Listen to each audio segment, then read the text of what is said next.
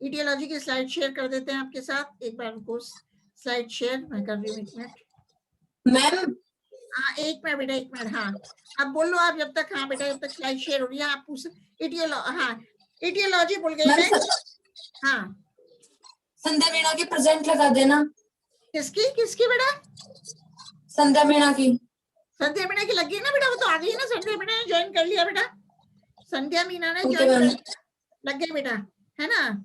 ठीक है अब आपको एक, ठीक है मैं बता रही हूँ। ईटियोलॉजी मतलब श्वेत कीट रोग का रोगजनक वर्ग फाइकोमाइसिडीज का एक अविकल्पी अंतः परजीवी ऑब्लिगेट एंडो पैरासाइट फंगस कवक एल्ब्यूगो कैंडिडा है।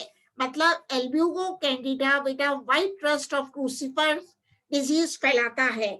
यह एल्ब्यूगो कैंडिडा ब्रेसिकेसी या क्रूसीफेरी कुल के पौधों को संक्रमित करता है।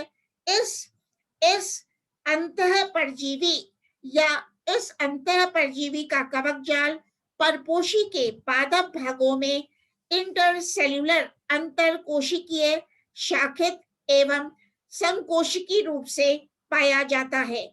तो परपोषी पादप शरीर की कोशिकाओं से भोज्य पदार्थ अवशोषित करने के लिए इसके कवक तंतुओं से अनेक नॉब लाइक अनेक घुंडीनुमा पार्श्वीय व छोटी अतिवृद्धियां चूषकांगों के रूप में परपोषी कोशिकाओं में पाई जाती हैं। तो स्फोट पस्ट्यूल्स वाले स्थान से परपोषी पत्ती की काटी हुई अनुप्रस्थ काट में एल्ब्यूगो कवक की अलैंगिक संरचनाएं दिखाई देती हैं। इनमें असंख्य कोनिडिया तलाभिसारी बेसिपिटल चेन्स के रूप में क्लब शेप कोनिडियोफोर्स के शीर्ष पर लगे हुए परिलक्षित होते हैं।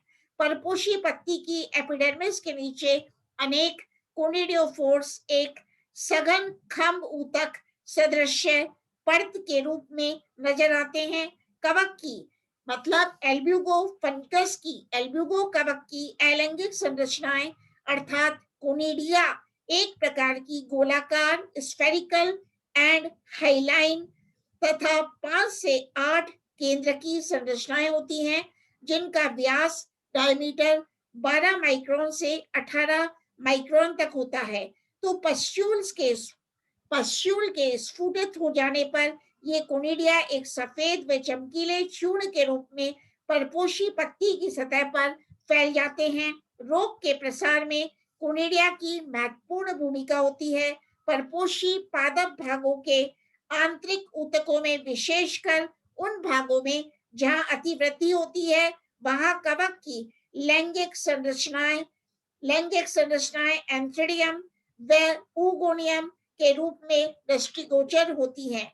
पुंधानी एवं अंडधानी एक दूसरे के निकट संपर्क में पाई जाती हैं, एक दूसरे के निकट संपर्क में पाई जाती हैं। पुंधानी मुग्दर आकार एवं अंडधानी गोलाकार होती है। अंडधानी की संरचना पेरिप्लाज्म एवं ऊप्लाज्म में विभेदित होती है। दूसरी ओर पुंधानी 6 से 12 केंद्र की होती है, जिससे एक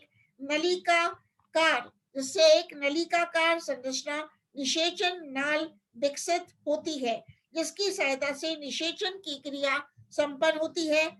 निषेचन के फलस्वरूप एक मोटी भित्ति युक्त संरचना निषिक्तांड का निर्माण होता है, जिसकी सतह गुलिकीय प्रकार की होती है। अब बात करते हैं एपिडेमियोलॉजी। ये अब एंड ही होने वाला है बेटा। सोनिया लक्षण आई है, लेट ज्वाइन हुआ है बेटा सोनिया लक्षण। एक मिनट बेटा, हाँ लगा दी बेटा।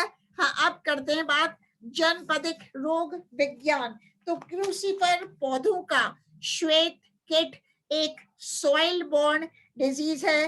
रोग की प्रतिवर्ष पुनरावृत्ति मिट्टी में पड़े हुए पिछली फसल के संक्रमित पौधों के कचरे में उपस्थित स्पोर्स द्वारा होती है।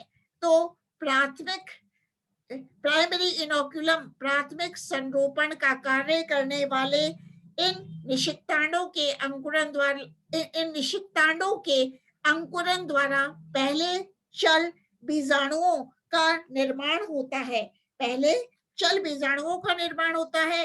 ओस की बूंदों के जल में कुछ समय तक तैरने के बाद यह चल बीजाणु पुटिका युक्त हो जाते हैं एवं इसके बाद इनके अंकुरन से एक जनन नलिका का निर्माण होता है जिसके द्वारा ये परपोषी का भेदन मतलब पेनिट्रेशन करते हैं, परपोषी का पेनिट्रेशन करते हैं।